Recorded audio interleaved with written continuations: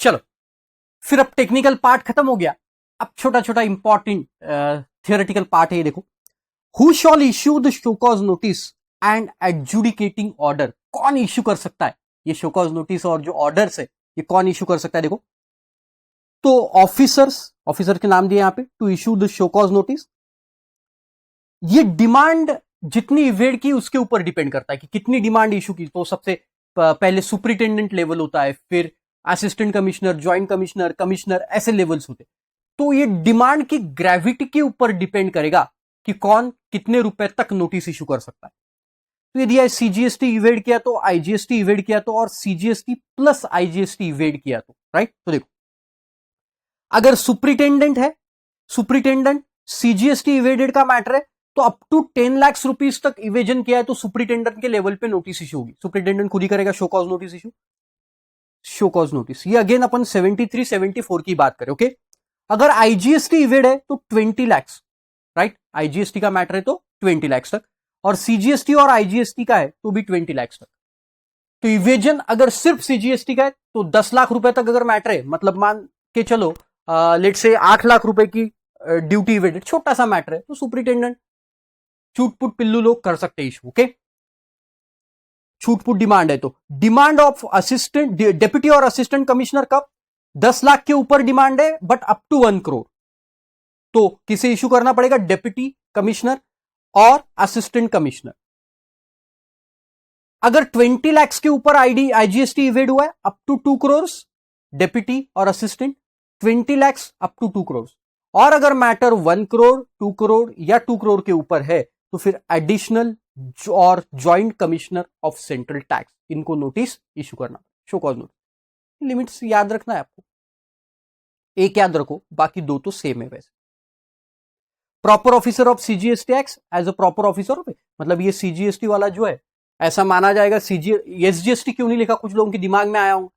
तो सीजीएसटी की notice issue किया, इसी का मतलब वो एसजीएसटी पे भी एप्लीकेबल है, इसलिए वहां पे एसजीएसटी अलग से नहीं आया, ओके। क्योंकि हम सीजीएसटी एक्ट में ये सब देख रहे हैं ना अभी, तो सीजीएसटी में इशू किया तो माना जाएगा कि वो एसजीएसटी में भी इशू किया, इसलिए सेपरेट एसजीएसटी वहां पे नहीं आया।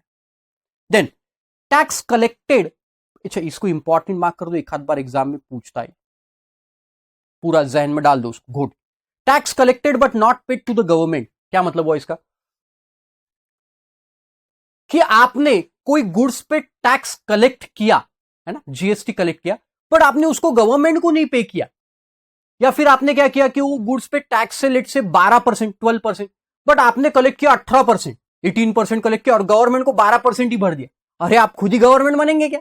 ऐसे नहीं होगा।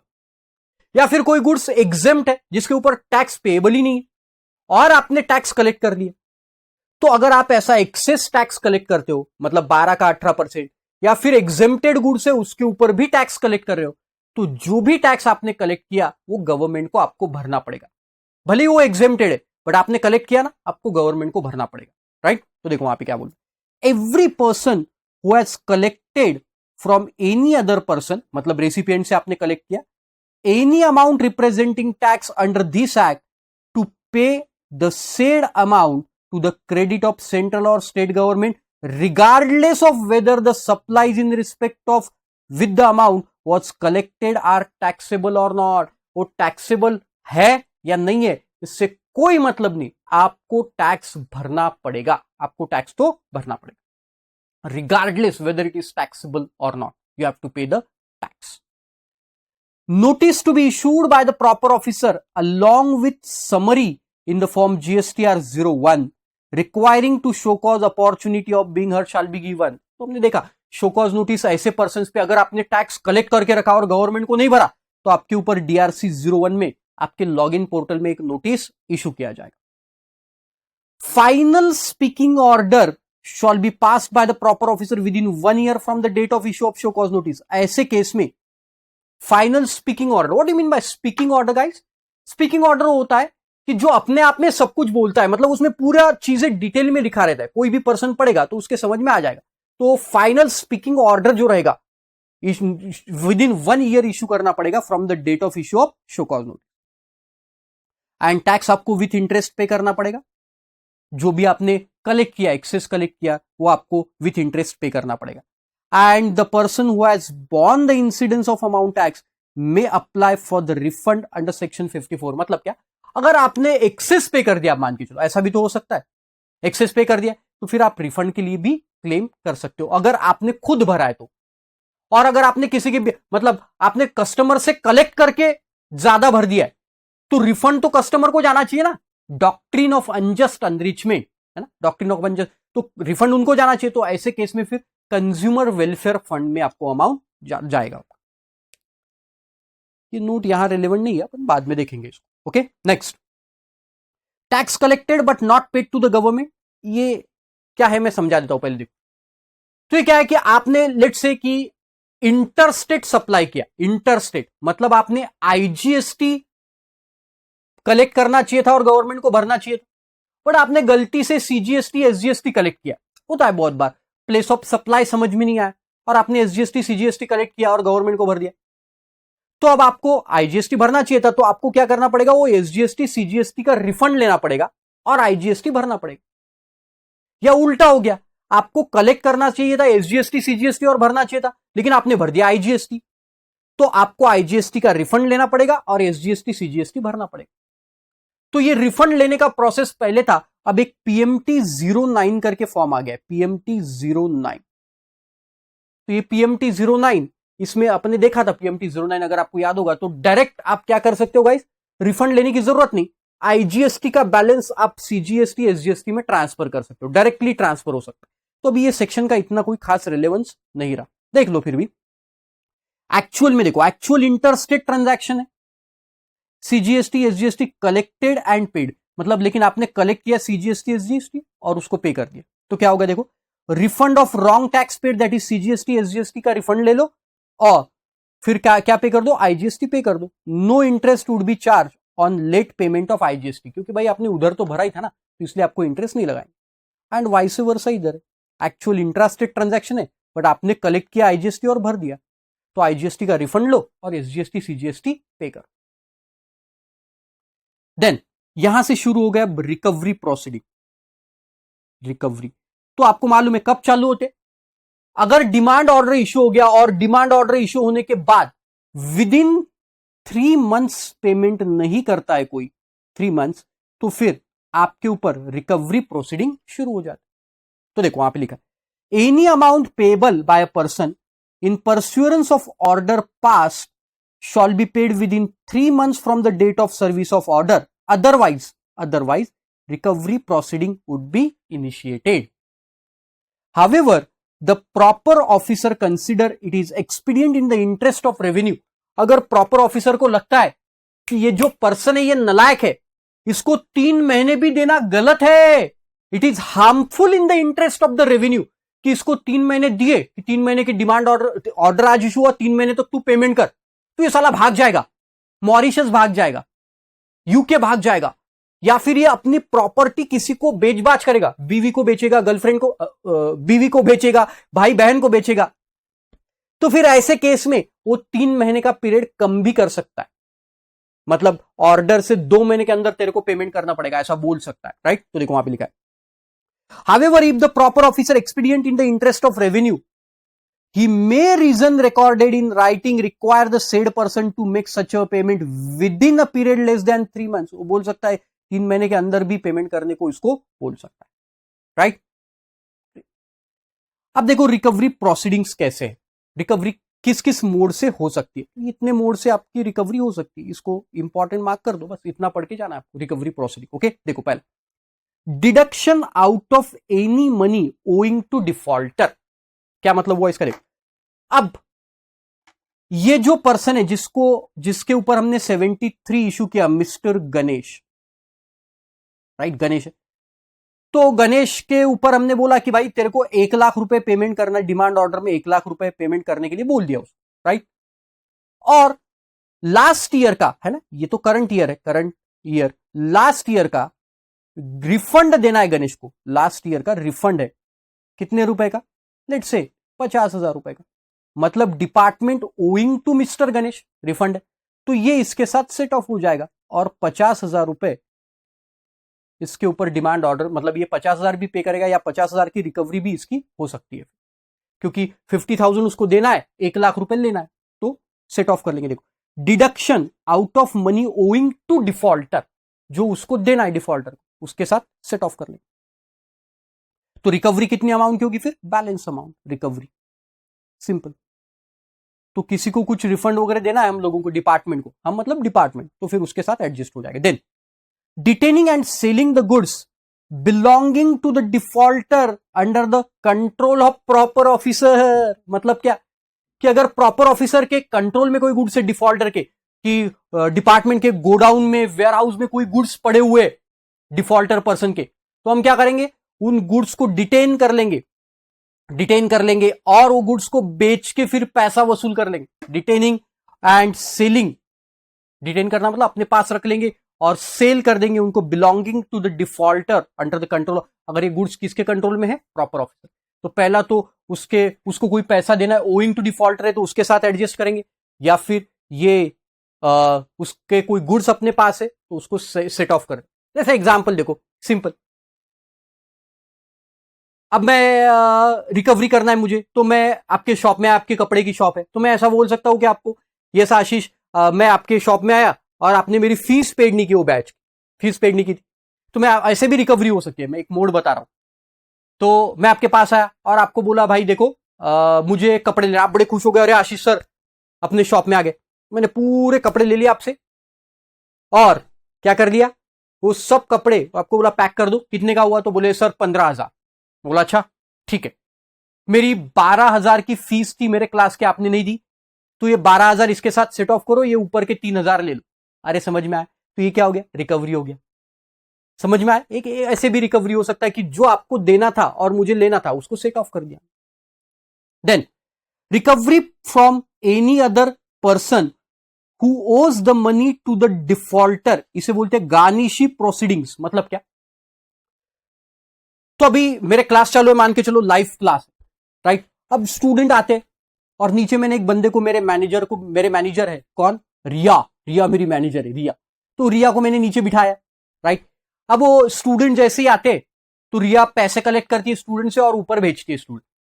अब क्या करेगी? डिपार्टमेंट का कोई ऑफिसर आएगा और डिपार्टमेंट का ऑफिसर क्या करेगा? आशीष डिफॉल्टर है, आशीष ने टैक्स नहीं भरा, जीएसटी नहीं भरा, तो रिया को वहां पे धक्के मार के उठाए, चलो रिया गो गो गो फ्रॉम हियर, और वो खुद ही बैठ जाएगा और सब स्टूडेंट से पैसे कलेक्ट करेगा। और मतलब वो जो डिफॉल्टर को आप पैसे देने वाले थे, ये सब स्टूडेंट लोग जो डिफॉल्टर को पैसे देने वाले थे, वो पैसे अब कौन रिकवर करेगा? डिपार्टमेंट। इसे कहते हैं गार्निशी प्रोसीडिंग। तो देखो क्या बोलता है, recovery from any other person. Any other मतलब कौन हो गया?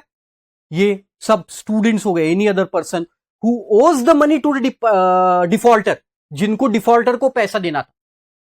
या बैंक्स में मेरी एफडी है, तो bank owes to give to money to me, मेरी एफडी है ना वहां पे, तो बैंक से रिकवरी चालू कर देंगे डिपार्टमेंट वाले। तो ये सब कर सकते।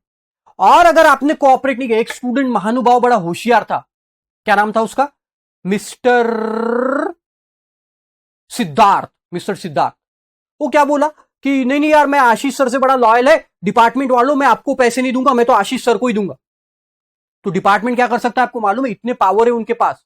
अगर गार्निशिप प्रोसीडिंग जो आपको बताई, इसमें सामने वाला कोऑपरेट नहीं कर रहा है, तो डिपार्टमेंट वो सिद्धार्थ को ही नोटिस डाल देगा, डिफॉल्टर को छोड़ेगा, सिद्धार्थ को ही नोटिस डालेगा, अब तू ही हमें पूरी रिकवरी करके देगा। तो इसलिए ऐसे कोई डिपार्टमेंट वाले कोई क्लासरूम के बाहर दिखे तो इनको पैसे दे दिया करो, इनके मुंह नहीं लगना, है ना? क्योंकि आपका टीचर डिफॉल्टर है, तो इसलिए ये आपके यहां आके बैठे। अरे समझ में आया? गार्निशी प्रोसीडिंग बोलते हैं। Garnishee is such a person from whom the money is due to the defaulter.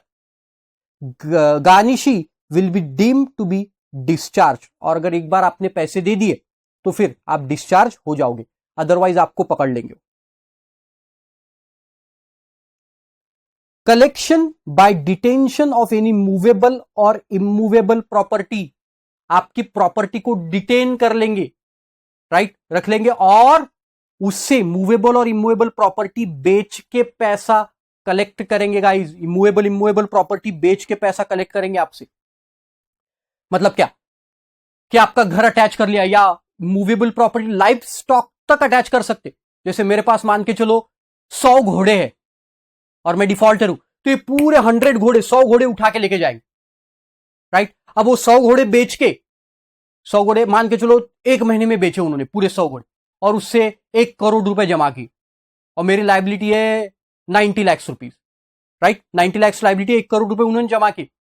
तो वो घोड़ों को 30 दिन खाने पिलाने का भी तो खर्चा आया होगा, खिलाना पिलाना सब पड़ता होगा उनको, तो खिलाने पिलाने का पैसा भी उसमें से रिकवर करेंगे वो लोग। यस, खिलाने पिलाने का मतलब उनको मेंटेन करने का।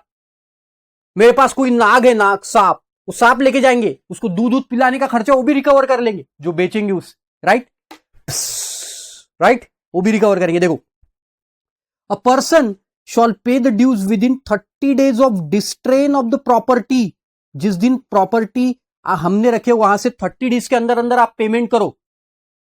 प्रॉपर्टी अटैच कर ली उन्होंने, प्रॉपर्टी लेके चले गए, मूवेबल है तो लेके जाएंगे, इमूवेबल है तो उसको सील विल ठोक देंगे, उसके 30 दिन के अंदर पेमेंट करो। अदरवाइज क्या होगा, department will sell off the same and apply towards default and apply default in this order. तो उसको सेल ऑफ कर देंगे और अपना पैसा वसूल कर लेंगे। और उसमें से देखो क्या क्या रिकवर करेंगे, एडमिनिस्ट्रेटिव कॉस्ट, उनकी कोई एडमिनिस्ट्रेटिव कॉस्ट लगी, recovery, penalty, interest, tax amount, balance amount will be refunded. अगर जैसा मान के चलो घोड़े बेचे गए 1 करोड़ रुपए, मेरी लाइबिलिटी कितनी है 90 लाख, और उनको खिलाने पिलाने का खर्चा है 5 लाख रुपए, तो टोटल 95 लाख हो गया, 5 लाख रुपए मुझे वापस कर देंगे। अरे समझे, सिंपल। तो प्रॉपर्टी डिस्ट्रेन करने के बाद विद इन 30 days आप पेमेंट करो तो प्रॉपर्टी छोड़ देंगे, अदरवाइज उसको सेल ऑफ कर। Recovery as a land revenue मतलब क्या गाइस, देखो, तो ये जो प्रॉपर ऑफिसर है, जिस डिस्ट्रिक्ट में मैं रहता हूं या मेरा बिजनेस है, जैसे मैं नागपुर में रहता हूं, तो नागपुर के कलेक्टर को एक लेटर लिखेंगे कि देखो आशीष से हमें रिकवरी करना है। देखो कितने हार्श प्रोसीडिंग्स है रिकवरी के, कि आशीष से हमें रिकवरी करना है, कितने रुपए की, 50 लाख रुपए की रिकवरी करना है आशीष से। तो वो कलेक्टर, जिस डिस्ट्रिक्ट में मेरा बिजनेस है या मैं रहता हूं, उस वो डिस्ट्रिक्ट का collector as a land revenue, मतलब ये म्यूनिसिपल टैक्सेस वगैरह होते हैं ना, बड़े हार्श रिकवरी होती है इसकी, तो फिर वो लैंड रेवेन्यू अरियर्स के रूप में मेरे से रिकवर करेंगे। ऐसा मानेंगे कि वो लैंड रेवेन्यू का अरियर्स है, वो कलेक्टर मेरे से रिकवरी करके फिर वो डिपार्टमेंट को देगा। घर को सील विल भी लगा सकते अगर आपने नहीं दिया। Recovery as fine imposed by the magistrate, court में जो मैजिस्ट्रेट फाइन वाइन लगाते, 10 साल की जेल प्लस 50 लाख रुपए, और फिर आपको पे करना ही पड़ता है। तो ये मैजिस्ट्रेट रिकवरी जैसा करते हैं, वैसे फाइन के जैसे रिकवरी करेंगे आपसे। Recovery through execution of decree, अगर कोई कोर्ट ने ऑर्डर दिया कि ये प्रॉपर्टी जो है, ये प्रॉपर्टी फलाने पर्सन की है, तो कोर्ट को ये डिपार्टमेंट वाले बताएंगे, भाई देखो उससे हमें पैसा लेना है, क्योंकि ये सब गवर्नमेंट के है ना, उसको बताएंगे कि भाई हमको आशीष से पैसा लेना है, तो आप ये प्रॉपर्टी हमें अटैच करने दो। Recovery through execution of decree, उसको बोलेंगे कि भाई ये प्रॉपर्टी हमें दे दो, हम इससे रिकवरी करेंगे अब ये प्रॉपर्टी बेच के। And recovery through surety for the amount due to the surety bonds वगैरह हमने देखा था, और recovery from the company in case of liquidation, company के केस में लिक्विडेटर जो रहता है, लिक्विडेटर, उसको बोल के ये पैसा वसूल करेंगे, शॉर्टी बॉन्ड जो है उससे रिकवर करेंगे। तो these are all the modes, ये अभी के अभी पढ़ लो आप, जो मैंने बताया आपको, ये सबसे रिकवरी हो सकती है, सबसे सिंपल है। देखो, रिफंड वाला बताया आपको, देन सेल ऑफ गुड्स, अपने डिपार्टमेंट के कब्जे में कोई गुड्स है तो उससे recovery, distrain movable property, land revenue बताया, कलेक्टर, देन मैजिस्ट्रेट जैसे फाइन लगाते हैं उस टाइप में रिकवर करेंगे, execution of decree, and last में शॉर्टी बॉन्ड से, या फिर लिक्विडेटर, जो कंपनी जब लिक्विडेशन करता है तो लिक्विडेटर को बताएंगे कि हमारी भी लाइबिलिटी, जब लिक्विडेशन करने से पहले पहले हमारी लाइबिलिटी पे करना पड़ेगा, right. Then payment of tax in instalment, अब मान के चलो कि भाई टैक्स बहुत बड़ा आया, 10 करोड़ रुपए का टैक्स है, अब आप बोलेंगे साहब इतना टैक्स एक साथ मैं कैसे भरूंगा, तो हमें क्या दो, इंस्टॉलमेंट्स में पे करने दो, हमें इंस्टॉलमेंट बांध के दो, हम प्रॉपर आपका टैक्स पे कर देंगे, कोई बात नहीं पे करेंगे, लेकिन इंस्टॉलमेंट्स दो। तो उन्होंने बोला ओके कोई बात नहीं, इंस्टॉलमेंट देंगे, लेकिन मैक्सिमम कितने इंस्टॉलमेंट, 24, नॉट एक्सीडिंग 24 इंस्टॉल, ज्यादा से ज्यादा 24। तो देखो, this section permits the taxable person to make the payment of amount due, जो भी अमाउंट ड्यू है, on installment basis not exceeding 24, commissioner has power to grant the permission to avail the installment payment scheme. और ये किसके पास power है? Commissioner के पास, कि आपको इंस्टॉल, लेकिन कब इंस्टॉलमेंट नहीं दी जाएगी आपको? देखो, नॉन एप्लीकेबिलिटी ऑफ इंस्टॉलमेंट कब? अगर आपको ऑलरेडी इंस्टॉलमेंट दी थी और आपने उसमें भी डिफॉल्ट कर दिया। अगर आपका ड्यूटी कितने रुपए का? बस 25,000 रुपए का ड्यूटी है, उसमें भी 24 इंस्टॉलमेंट मांगेंगी क्या? 1,000 रुपए के, 1,000 1,500 रुपए के? तो बोले ऐसा नहीं, छोटे मोटे डिमांड के लिए नहीं मांगेंगे। देखो, नॉन एप्लीकेबिलिटी कब आएगा? Self assess tax shown in the return. अरे आप खुद ही बोल रहे हो भाई कि मैंने ये गुड्स बेचे और उसके अगेंस्ट में टैक्स पे किया, सेल्फ असेस टैक्स, तो फिर आपको कोई इंस्टॉलमेंट नहीं मिलेंगी, एक साथ आपको भरना पड़ेगा, सेल्फ असेस्ड, राइट? अगर हमने निकाला ज्यादा का तो फिर इंस्टॉलमेंट मिलेगी, क्योंकि सेल्फ असेस मतलब आपने खुद ही डिक्लेयर किया, तो आपने कलेक्ट तो किया ही होगा। फिर who is already defaulter under GST act, वो पहली डिफॉल्टर है जीएसटी एक्ट में, तो फिर हम और उस पर भरोसा नहीं रखेंगे। Application for the payment has been rejected in previous financial year, ऐसे ही आपने लास्ट फाइनेंशियल ईयर में किया था और आपका जो एप्लीकेशन है वो हमने रिजेक्ट किया था पेमेंट का, and last amount payable is less than 25,000, तो फिर ये सब आपको इंस्टॉलमेंट नहीं मिलेंगे, नो इंस्टॉल।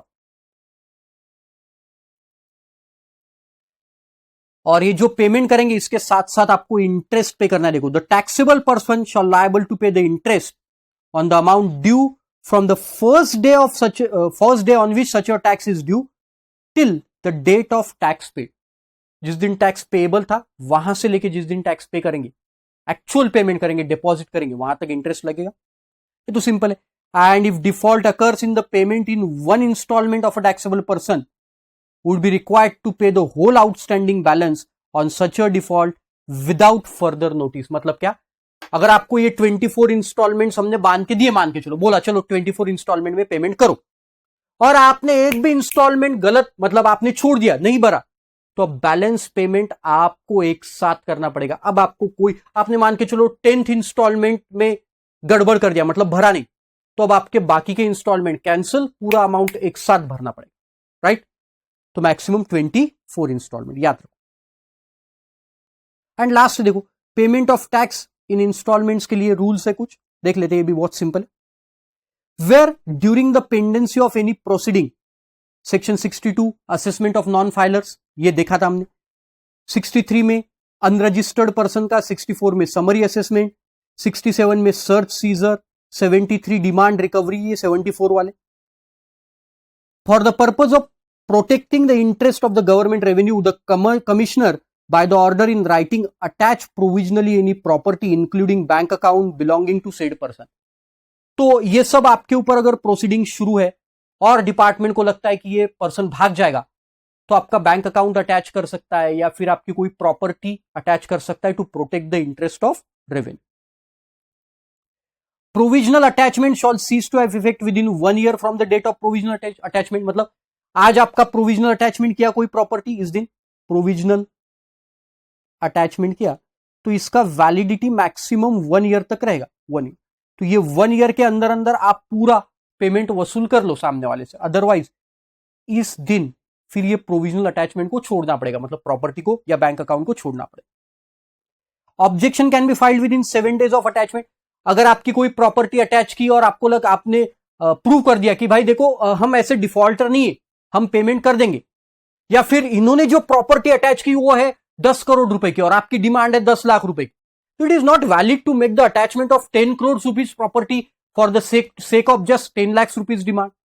तो फिर ऐसे केस में आपको एप्लीकेशन करना पड़ेगा, ऑब्जेक्शन फाइल करना पड़ेगा 7 दिन के अंदर अंदर from the date of attachment. अगर पेरिशेबल और हजार्डस प्रॉपर्टी है, मान के चलो आपका कोई सब्जी बेचने का बिजनेस, पेरिशेबल बिजनेस या मिल्क बेचने का, एग्स बेचने का, और वो ये सब उठा के लेके चले गए, राइट? तो देखो क्या बोलता है, shawl be release forfeit if the market price of the property और द अमाउंट दैट इज और may become payable of a taxable person which ever is lower is payable by the taxable person. मतलब क्या, आपके shop से eggs, milk या फिर vegetables उठा के लेके गए और आपकी डिमांड कितनी थी, लेट्स से डिमांड थी आपकी 1 लाख रुपए, और ये सब आपके पेरिशेबल आइटम्स उठा के लेके गए। तो ये पेरिशेबल आइटम्स जो उठा के लेके गए, ये पूरे पेरिशेबल आइटम्स की वैल्यू थी 80,000 रुपीज मार्केट वैल्यू। अगर आप सब बेचेंगे तो 80,000 रुपीज मिलेंगे। तो अगर ये मैं डिफॉल्टर ये अगर 80,000 रुपीज इसको पे कर देता हूं मार्केट वैल्यू, तो फिर ये सब गुड्स हमारे छोड़ देगा। तो ये market value of perishable goods और demand whichever is less. Of course मान के चलो इसकी वैल्यू है 1,20,000, तो आपको डिमांड भरना पूरा आएगा ना भाई 1,00,000 रुपए की। 1,20,000 कैसे दो, राइट। और पेरिशेबल आइटम उसको बेच बेच के मैक्सिमम 80,000 रुपए आ रहा है, तो 80,000 आप दे दो और अपने ये गुड्स जो है वो सब छुड़वा लो। देखो पढ़ लो। And lastly goods shall be disposed of if fail to make the payment of specified amount. अगर आपने अमाउंट नहीं पे किया तो फिर ये गुड्स क्या करेंगे, हम डिस्पोज ऑफ कर देंगे, मतलब बेच देंगे और बेच के पैसा वसूल करेंगे, right guys. So I tried my level best to make you understand this chapter in very lucid manner. I hope आपको ये बहुत अच्छी तरीके से समझ गया होगा गाइज। बस ऐसे ही आपका प्यार अगर मुझे मिलता गया ना, तो डेफिनेटली मैं आपको और ऐसे शॉर्ट नोट्स या फिर आपके लिए ये सब चीजें बनाते जाऊंगा। गाइज हमारा एक ऐप भी है, वो ऐप आप डाउनलोड करो, तो उसमें बहुत सारी चीजें मैं ऐसे बताते रहता हूं, इंपॉर्टेंट चीजें या फ्लो चार्ट या शॉर्ट नोट्स, तो उसको भी आप डाउनलोड करके यूज कर सकते हो, मैक्सिमम यूज उसका लो, ओके। और अपने फ्रेंड्स लोगों तक भी पहुंचाओ। Thank you so much.